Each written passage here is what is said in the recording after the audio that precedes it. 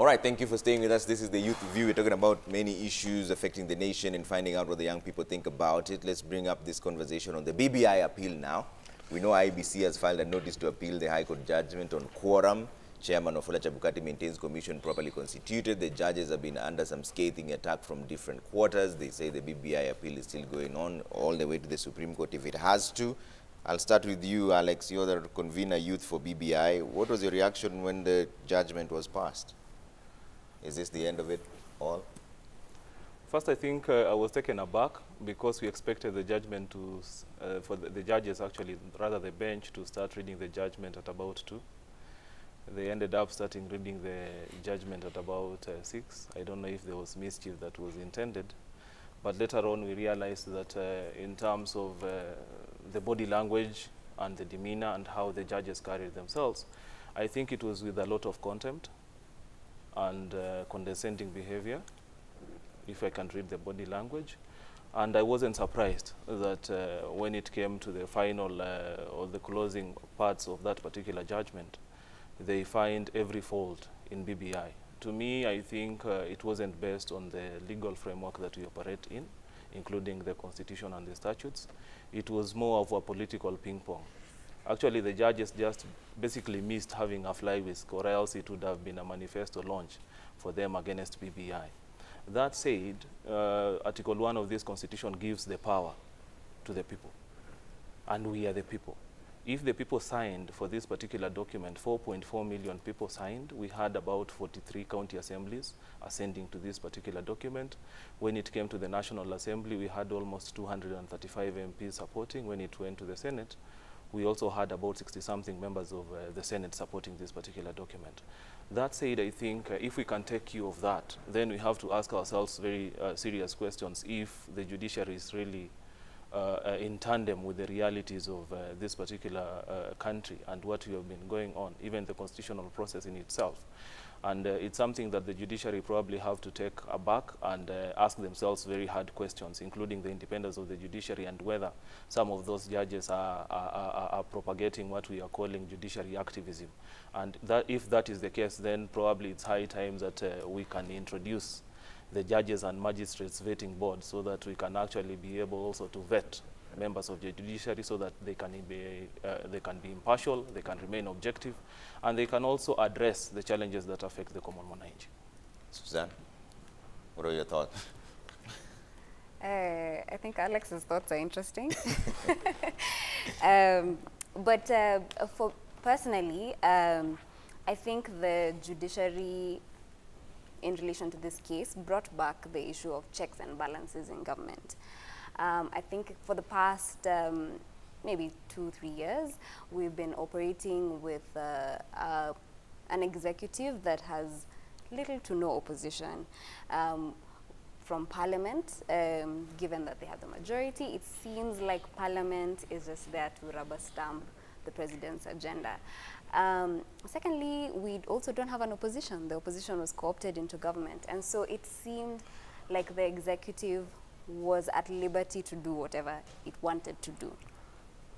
And so when the judiciary came in, it brought back the aspect of checks and balances. Who actually verifies that the president is following the law, is in line with the Constitution, is not overstepping his mandate? And so that's the aspect that I got from this ruling, that the judiciary was actually there as a form of checks and balances. It's interesting to hear Alex give his analysis based on the time the judgment was presented, based on the body language of the judges. I didn't hear much about the content of the judgment in terms of what exactly did the judges rule as constitutional or unconstitutional or unlawful. And I think that's quite unfortunate, because that should be the meat of our discussion in terms of, so what exactly is unconstitutional? Is that constitutional or unconstitutional? That should be the debate, as opposed to body language, which are things that are super inconsequential, really. And I get it. There are people who would say, yeah, that would display people's leanings, political leanings or whatever, but if we discuss the content, probably we can have a better understanding of this view. In terms of my reaction also to the judgment is that I thought this was a case of the Constitution fighting back for itself, in terms of it gave us quite a number of points that the BBI process and also the content was acting against the Constitution. First of all, the point of having this issue as a popular initiative, when the court ruled that the president is not allowed to start a popular initiative because he wasn't acting in his capacity as a private citizen. Whether or not the president is able to act in a capacity as a private citizen is also a matter in question, and I think the BBI team will take up that when they appeal, I'm assuming. The issue of the constitution of IEBC as well, in terms of quorum, it's been brought out that there are several laws, different laws that distinguish whether or not IEBC is what kind of quorum is constitutional, what kind of quorum is lawful.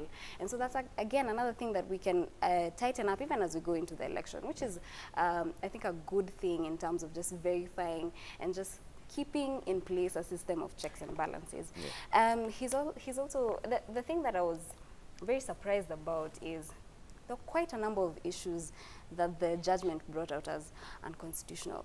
And it worried me a little bit in terms of, so who was advising the BBI team?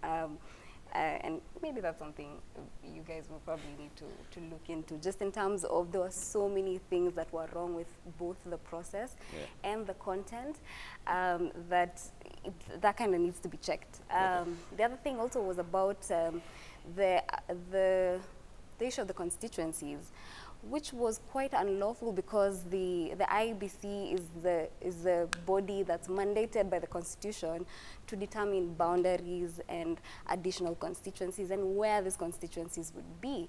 And I think having this issue within the BBI kind of gave it an element of impunity, that yes, there is this there's this provision in the Constitution that says who needs to do this, but because we are the presidency or because we control the executive, we're going to do whatever we want.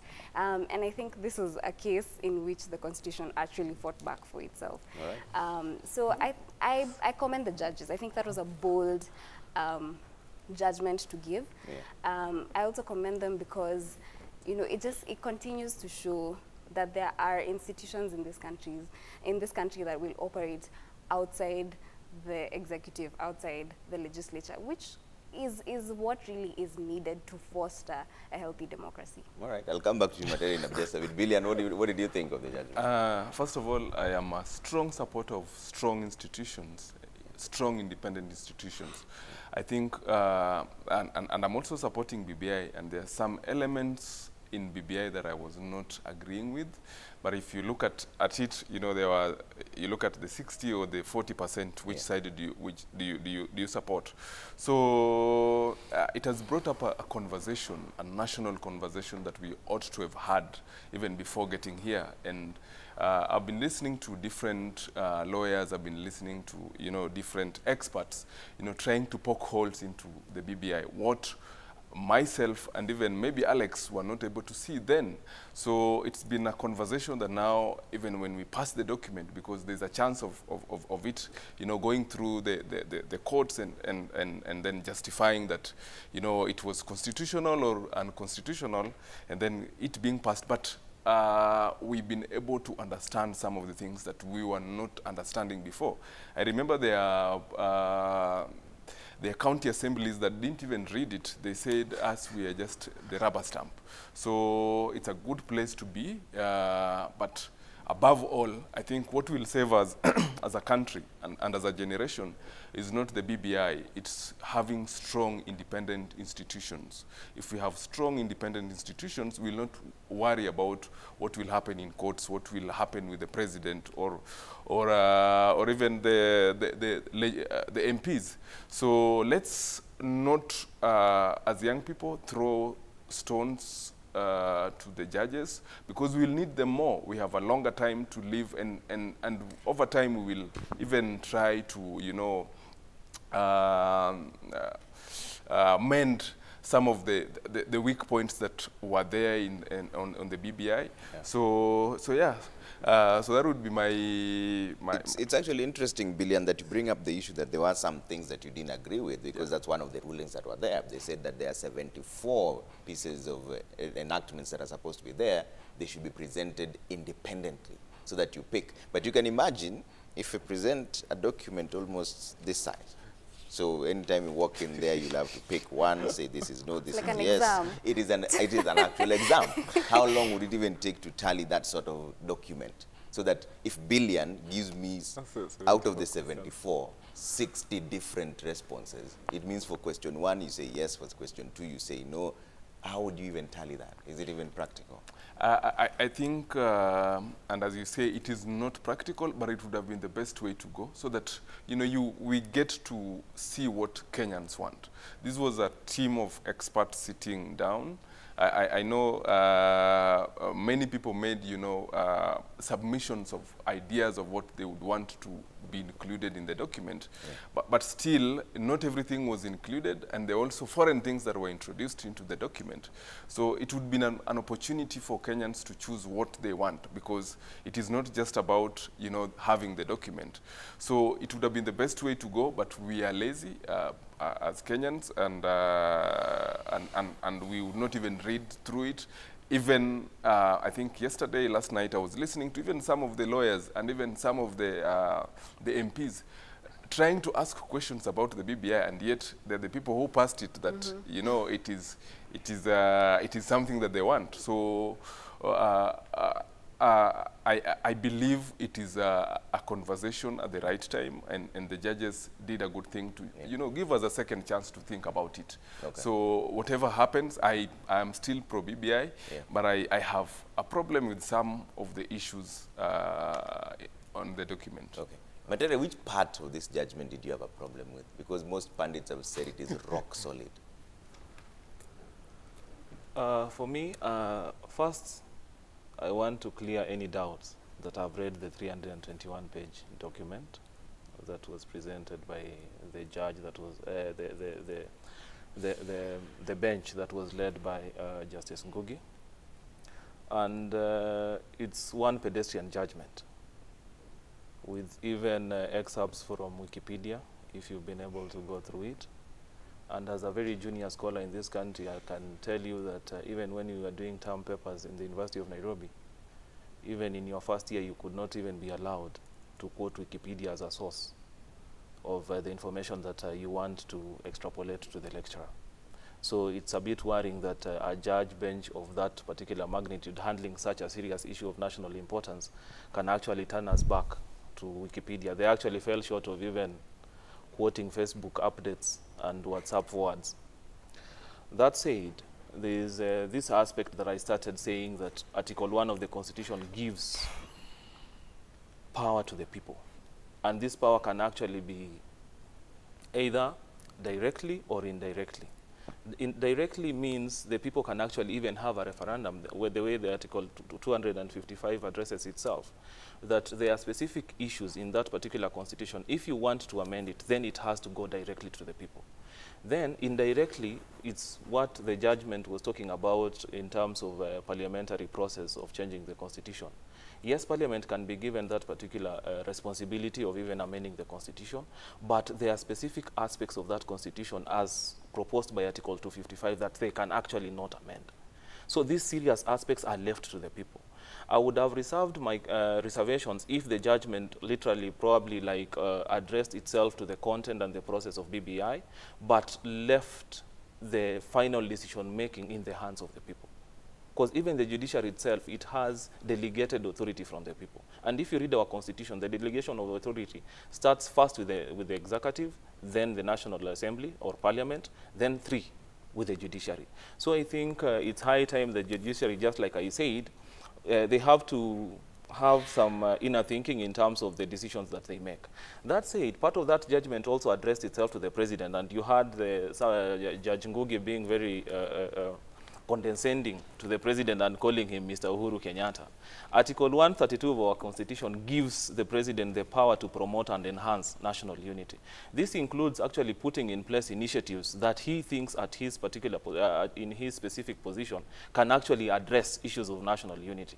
And BBI can actually be considered to be part of that it addresses issues of national unity. And the president is at right and at liberty to start such an initiative. So I disagree strongly with that particular ruling, saying that the president cannot initiate a constitutional process. Taking cue, Trevor, when the handshake took place, it did not necessarily indicate that we are going for an amendment of the Constitution. It was actually forming a task force with 9-point key agendas that they are supposed actually to sit down and consult and research extensively and ask the citizens and institutions to participate in terms of developing this particular content. One of the most interesting people that actually presented their views was actually the head of the judiciary. The Chief Justice presented his views at KICC. So in terms of the legality of the BBI steering committee, if the Chief Justice at that particular point, Justice Maraga, had the liberty to go and present before this task force, how can you call it illegal if the judiciary in itself came up with a document and presented to this task force? One thing that also I thought the judgment was missing, they were not able to differentiate between the BBI Secretariat and the BBI Steering Committee. Their judgment, they talk about the BBI Steering Committee, which is definitely very different from the BBI Secretariat. The constitutional bill is being spearheaded by the BBI Secretariat. It's not being spearheaded by the BBI Steering Committee. The mandate of the Steering Committee ended with a Gazette notice that came out, I think, their term ended up in 2020 of December when we were launching the document at Bomas. And from that time, it's actually the BBI Secretariat that took over this process in terms of the collection of signatures, in terms of doing public participation, in terms of even informing the IEBC and getting the requisite requirements of them actually turning the bill into a referendum. It is the BBI Secretariat that was in charge of this particular process and not the BBI Steering Committee as alluded by the judgment. In my closing remarks about that judgment, I think the way I said, when we are talking about the independence of judiciary, it does not mean that we fail to criticize some of these institutions. When I walk in, I'm sorry I came in a bit late, my friend Billian and Silantoi here, they were criticizing the executive. No person in the executive will wake up tomorrow and start saying that we are not supposed to be criticized by the citizens of this country. The same thing happens to the judiciary. If I have grievances, or rather if I feel that the type of ruling that they have been able to dispense does not fit into my thinking and does not actually follow the Constitution, then I also have a right of even having that particular discussion. That said, I think the judiciary has been underwhelming, especially post-2020, post-2010 Constitution.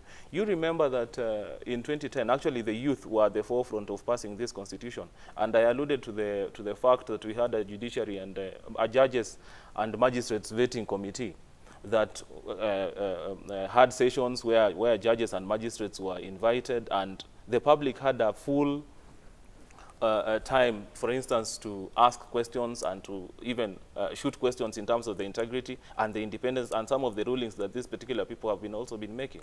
When I first heard that judgment, my mind actually went to the US, where we have basically the same kind of judiciary system. But you also need to understand that in the US, even if here we are criticizing the president, all judges of the Federal Republic are actually appointed by the president. We don't have a Judicial Service Commission in the US, and yet we want to say that we want to ape the democracy that the US dispenses across the globe. So there, all judges are actually presidential appointees. And after being appointed by the president, you realize that when it comes to the county judges, they are normally elected by the people. So in terms of having the people mandate, as it has been stipulated in Article 1 of the Constitution, this is a discussion that we need to have. Okay. And I just want to take you from even the CAS, Zaki Nuthia said, is it high time that we start having discussions whether members of judiciary have to be elected by the people? It's happening in the US. One of the cases that we've been following up of Derek, what is his other name? The guy who was murdered by the police in Minneapolis. The presiding judge of that particular case was actually elected by the people. Yeah. He was serving his third term.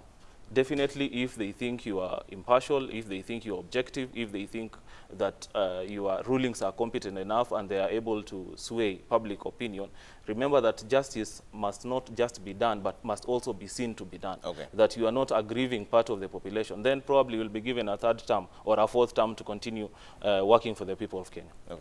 Silantoi, I see you're itching to respond. Okay, so I think there are a couple of issues that Alex has raised. Yeah. In terms of, especially the issue of a president initiating a constitutional amendment.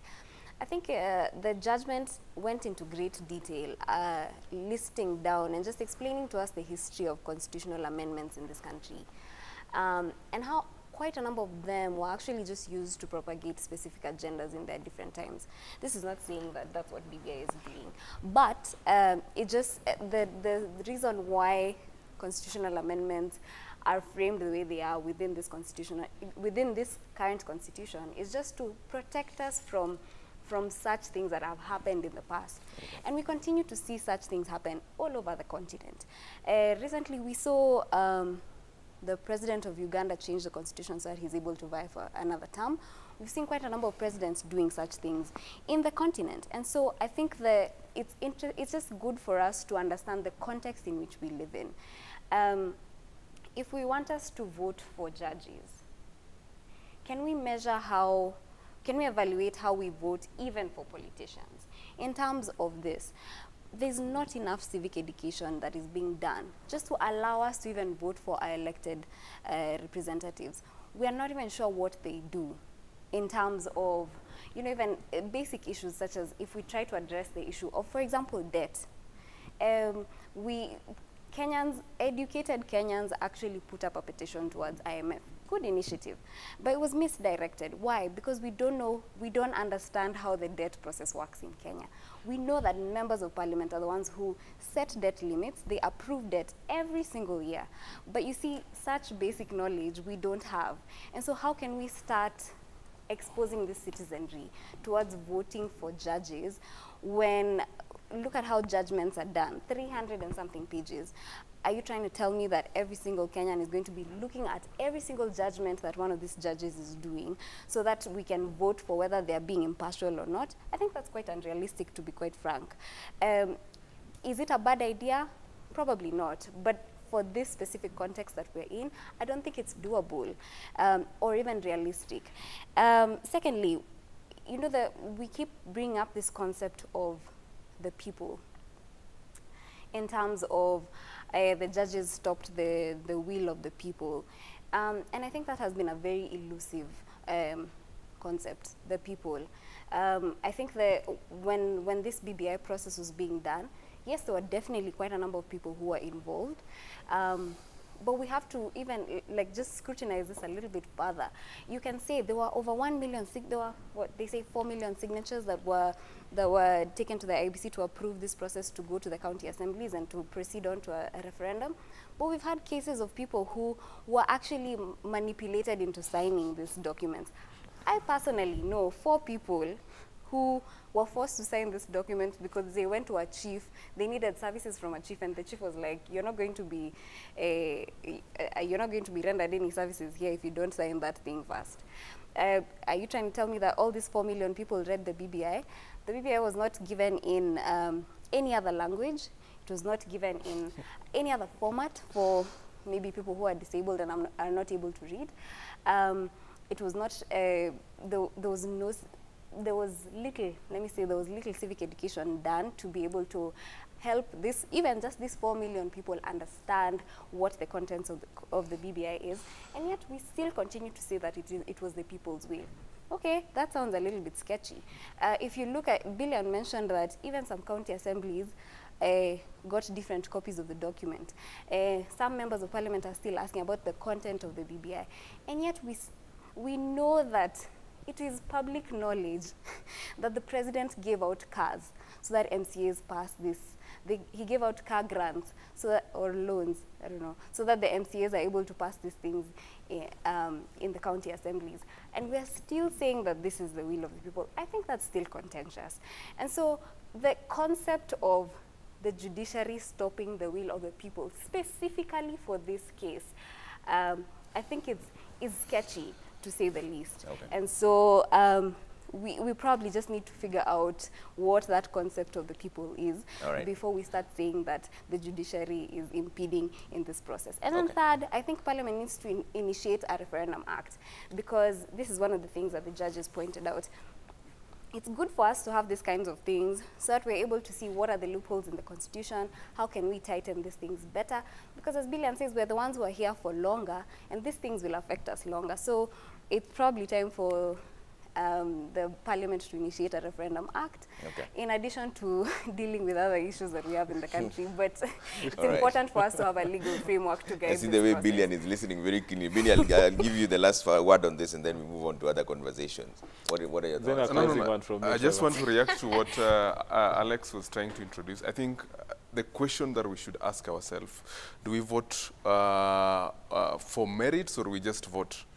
Yeah, so when you talk about, introducing even the judges to be voted, there are people who don't even know the judges. So let's just be focused on what is happening now. I think we are now losing it, introducing so many things, and it looks like we are rioting against what the judges did. So let's focus on the BBI. It's an opportunity even for them to, or all of us, to try and understand what is happening in the that was in that document. And even more members of Parliament, more members of county assemblies have an opportunity now even to read, to understand, to listen to people talking about this. So as a country, I don't think we're in a bad place. I think it was bad for all of us for the reggae to be stopped because of the timing, but I think it's a good opportunity as a country to have this conversation collectively. All right. Yeah. Yeah, I think 1 minute. Yes, in the minute. Yeah, thank you. First, I think I need to bring it to notice that first the assumption of BBI is that everyone has the capacity of reading, that all of us have been able to get the document, access it, either in soft copy or in hard copy, and you've been able to read it. True. Which is not necessarily true. And I see even the lady on my right is actually suffering from the same.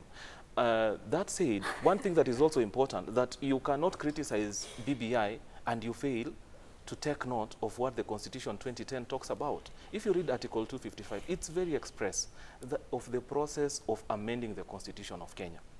We don't need any other acts, we do not need any other statutes to tell us how to amend the Constitution of Kenya.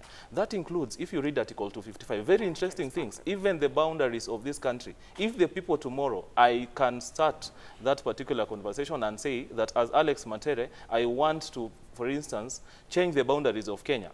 That falls under Article 255 of the Constitution, and I'm allowed to do that as a private citizen. As long as I have the capacity of collecting 1 million signatures, then this can actually be put into a question.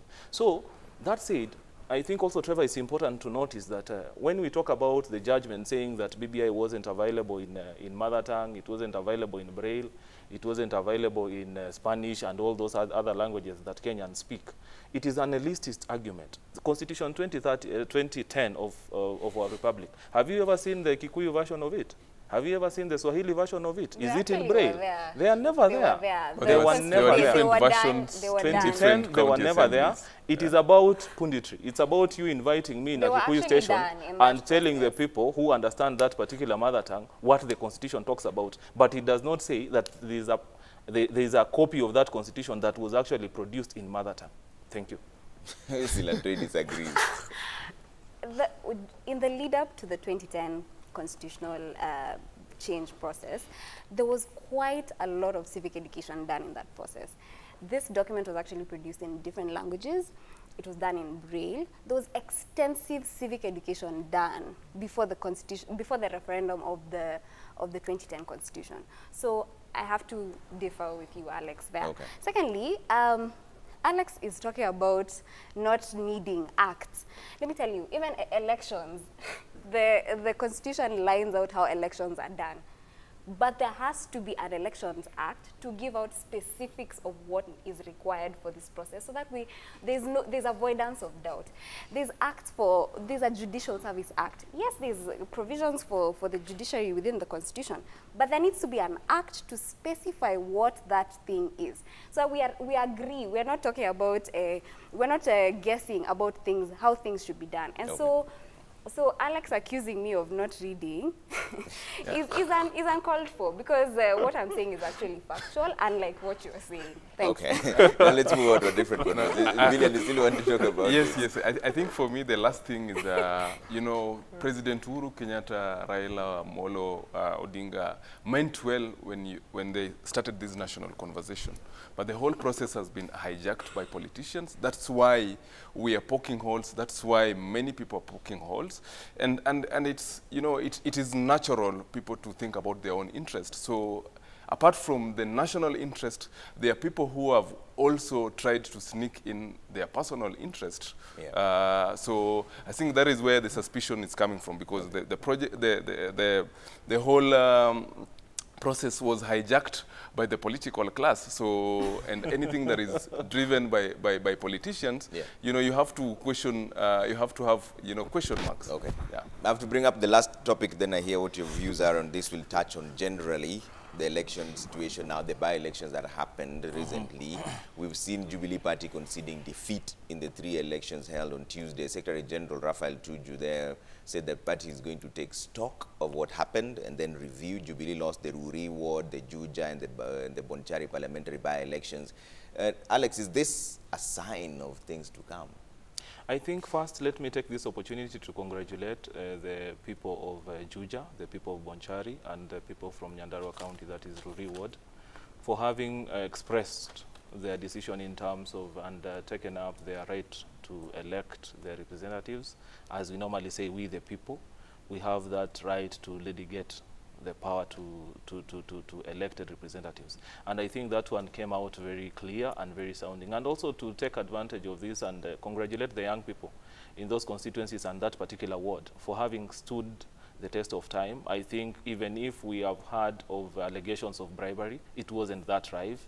And we believe that the will of the people definitely in the final say, they had the final say in terms of deciding who is going to represent them. That said, I also want to take cognizant of the fruits that we've been able to get from the handshake. It's actually very important to note that before the handshake, in terms of a candidate propagating issue-based politics, having a manifesto and having a vision for the people, it was very difficult for such a leader to actually come out of the people. But in the elections that we have had in Juja and in Bonchari, you've seen even predominant parties in those particular regions have been able to lose those positions because the people now do not just vote according to party lines, but they vote according to the leader or the person and the character and the vision that he has for the people. And third, I just want also to congratulate the President and Right Honorable Raila Amolo Odinga, because if it were not for the handshake that they brought, definitely so many other things would have gone wrong, even when we are talking about this by-elections. And the President to be magnanimous enough not to interfere in the elections in his home ground of Juja. If it were in other terms, in other times rather, the President would have come out to ensure that the will of the people, sometimes it's actually probably directed or it is somehow directed in a certain direction to ensure that he has victory or his particular person or protege in that particular election contest emerges as the winner. But the President, together with the Prime Minister, I think because of the conversation that they have started in this country, they are giving the people a chance to make a decision on the kind of leader that they want to have. Okay. Susanna, are we finally seeing a move from party affiliations to more merit voting by the people based on what has just happened in the by-elections? Or do you still think we're still in the same place we used to be? It wouldn't be fair to say that the people who voted did not consider any issues or, you know, were moving. It's not fair to phrase it in a sense that they only voted according to personality or whatever. However, I would say that it's an interesting political season that we are living in. And this is because the main opposition is actually the deputy president, as opposed to in the past, where the main opposition would actually be someone outside government. And we've seen this play out even in these by-elections. Do I think that the people of these areas may have voted because of views that are portrayed by specific individuals? Probably. And that is still a individual-based, a personality-based kind of politics, which I think we still need to work towards moving away. I'm not saying that you can't support someone because of their views. In fact, you should support someone because of specific views, as opposed to just being hell-bent on, this is the person I support, regardless of what their views are. I do think, however, in the period to come, between now and the next election, the issues such as the pandemic, how government handled the pandemic, will continue to influence how people vote. The new demographic that is coming up will continue to influence how people vote. And I hope for the better, in terms of people actually relating that what government does really affects us at a personal level. And so I should vote in my interest as a citizen. How would I thrive in this country? And more so for young people, because we are here longer, and the actions that are taken by our leaders will affect us for a longer time. Yeah. And so I hope to see more people being vocal as to why they are voting for who they are voting for, and also having parties that are centered on specific beliefs, ideologies, and systems. And so it's not very clear how that played out in these elections, but I do hope to see more and more people being vocal about why they're voting for what they're voting for, and hopefully voting for specific issues as opposed to the personality-centered kind of politics that we've had for a while. Okay. Billion, what are your thoughts on the outcome of the by-election? It was interesting. I think people are starting to challenge the status quo. And I am so happy as a young person that now I hope it was based on merit, because I'm sure there are people who voted also against the president, not even the candidates that they were voting for. They didn't even get a chance to listen to, you know, the other candidates. But my hope, and it will help shape our political parties, because, you know, the problem starts with our political parties. Most of our political parties, you know, the monopoly they have in certain areas have given them a leeway of, you know, imposing candidates, you know, and pushing for the people who are connected to the system, or those who can easily reach for them, and not supporting the popular candidates that the people want. So this is also giving people the confidence that they need, that, you know, you can vote for, or you can vote against the president, or a big political party, and nothing will happen to you. Yeah, because all along they were, you know, I remember somewhere in Sierra that the governor said that, you know, if you vote for this person because it's not part of a political party, I'll not, you know, render services to that particular area. So, but people still voted against the candidate that they were pushing for. So, and they're still getting the services. So we're getting more bolder, and my hope, as Suzanne said, is that we stop voting for political parties, but we vote for merits. And sometimes we don't find those merits on the candidates that are presented to us by those political parties because of certain reasons. So it was a win for people who have zero connections to big political parties, and also the confidence that, you know, we can vote for a particular candidate. My belief and my hope is, if the political parties continues with what is happening, or what has been happening in those political parties, we might end up seeing a lot more independent candidates going to parliament and even county assemblies. Yeah. So this should be, you know, a wake-up call to them, and start working and building structures and making sure that they have stronger candidates and not just people who are connected to them. All right. I'll give you a chance for closing remarks, each a minute each. Alex, I'll start with you. Yeah, I think from the activities of the week, first, the by-elections, the way I've said, I think the will of the people triumphed. And also, to bring it closer, is that when we discuss about the political parties, BBI also talks about amending the Political Parties Act, and it gives proposals that for a political party to be able to get funding from the political party's fund, then it must have a requisite number of youth, it must have a requisite number of women, and it must also have a requisite number of PWD, so that we ensure that the entire spectrum of our population is actually represented in terms of making decisions. Second, when we talk about the value of, or rather the kind of character of the leaders that we elect into office, despite, irrespective of the political party that they come from, I think it is also important for us to be able to juggle the political party and also the person that is coming.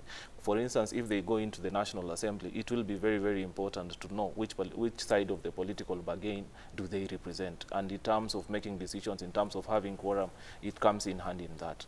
My last bit for the young people of this country, I think it's a good example that we've received from the young people in Juja, and the young people in Bonchari, and in the young people of Ruri.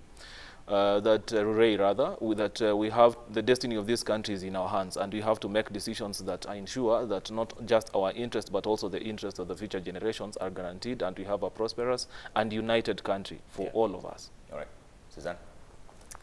As a closing remark, I just want us to go back to the issue of the pandemic, which we're still battling. I would really like to see government doing more to shelter people from the effects of this pandemic. Those could be through tax reliefs, they could be through cash reimbursements, and I just hope that we can see our parliament and our Senate taking issues seriously about the pandemic, and actually, you know, even sitting extra hours like they did for the BBI to be able to cushion more people from the effects of this pandemic.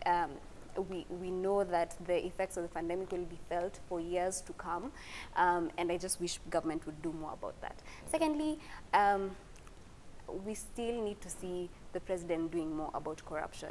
He promised us 9 months ago that there'll be more done concerning the KEMSA scandals. We're still yet to see any sort of arrests.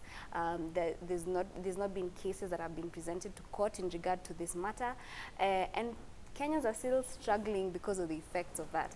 And so I'd like to see more being done in terms of corruption. And lastly, I think for young people in this country, this is a good time to observe, to observe and learn from the political doings of our leaders. In terms of this, it is good for us to understand the effects of what they do on our individual lives, and how much it is interrelated with politics, so that it informs our decisions the next time we're going to vote. I think the new demographic that is coming up are people who were in high school when we were voting in 2017, and it would be interesting also because they have gone through maybe the pandemic period when they're in school, and it would be really nice for them to just, first of all, register to vote, keep up with current affairs, and learn something from this, so that it can inform our decisions next time, and so that nobody will sit back and complain if they're not trying to learn from this process. Okay. And so it's just good for us to be interested and to learn. All right. Billion. For me, I think I'll end by first celebrating our first woman Chief Justice, and how I look at it is, you know, this is a motivation to women, and especially young women. And I always say this to young people, that there's nothing for us without us. So women have been able to fight for their space. They're moving well. Young people need to fight for their space too, because nobody will listen to us when we don't have a representative. So in the coming elections, in the coming, you know, opportunities, let's push for agendas for young people. And the only way we can be represented well is when we have one of us there. So a big congratulations to women for the milestone, but also as young people, I think we are on the right track, but we need to, you know, believe in ourselves, believe in the people that, more young people that are around us, and fight for our space. All right. Thank you so much, Billion Ojiwa, community activist, Suzanne Silantoi, public policy expert, and Alex Matere, convener, youth for BBI. Let's see what you're saying as we close this discussion. Roy Tibo is up next. He's already in studio. Let's see what you have on the feedback, and let's bring that up just now and see what you're saying. And Trevor Mbija at Citizen TV Kenya, use the hashtag Daybreak. Andrew Franklin says government of Kenya should have suspended VAT, excise taxes, duties, etc. on all goods and services from April 2020, thereby providing price cuts across the entire economy to benefit everybody in Kenya. GOK has failed to mitigate the inevitable economic consequences of COVID-19. Jega Wakungu says Silantoi Suzanne is very right. The Department of Youth Affairs ought to show diversification in approaching and dealing with youth matters. Kazi Mtaani was supposed to have different categories and not only jobs for clearing bushes. Okay. Jacob Abere says Generation Y, as COVID-19 continues to surge and vaccinations given, it's time youth take public campaign awareness, research, carry out, and on top feed our people than politicking. Okay. B. Sengeli says, when it comes to the separation of powers, the Constitution makes it look pretty simple. Parliament makes the laws, the President enforces them, and judiciary adjudicates them. In reality, though, the lines between the branches are a little blurrier than they seem on paper. All right? That's where we leave it for now. Roy T. Boy is up next.